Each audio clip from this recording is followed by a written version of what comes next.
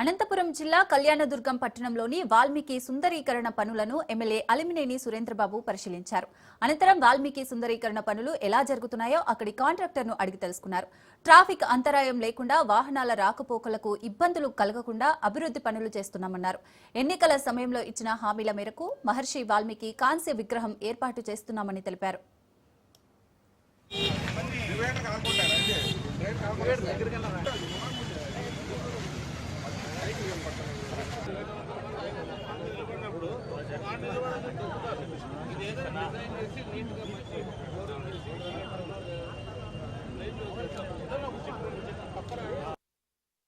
సర్కిల్గా నామకరణం చేయడం జరిగింది. దానికి తగ్గట్టు విగ్రహం కూడా ఏర్పాటు చేసే మంచి విగ్రహము లేదా మంచి ల్యాండ్ మార్క్ గా ఉంటే బాగుంటుందని అందరూ కూడా తెలియజేయడం జరిగింది. ఆ రోజే చెప్పాం వంశ విగ్రహం తయారు చేస్తాం.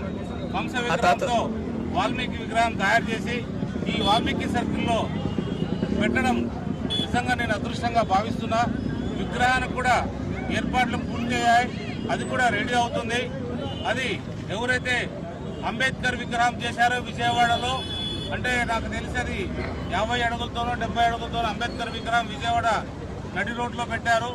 అలాగే పొట్టి శ్రీరాముల విగ్రహం కూడా ఆ శిల్పే తయారు చేస్తున్నారు 50 అడుగులతో. ఆ శిల్పి ద్వారానే మనం వాల్మీకి విగ్రహాన్ని కూడా తయారు చేస్తున్నాం. అంటే ఎందుకంటే ఏదో విగ్రహం తెచ్చి పెట్టడం కాదు, ఆ శిల్పుల్లో కూడా నైపుణ్యం ఉన్నప్పుడే మనకంతా ఆ శిల్పి నైపుణ్యంతోనే ఖచ్చితంగా వాల్మీకి రూపకల్పన అంతా కూడా రావడం జరుగుతుంది. అందులో భాగంగానే ఈరోజు ఆ శిల్పితో మనం విగ్రహం తయారు చేయడం జరుగుతుంది.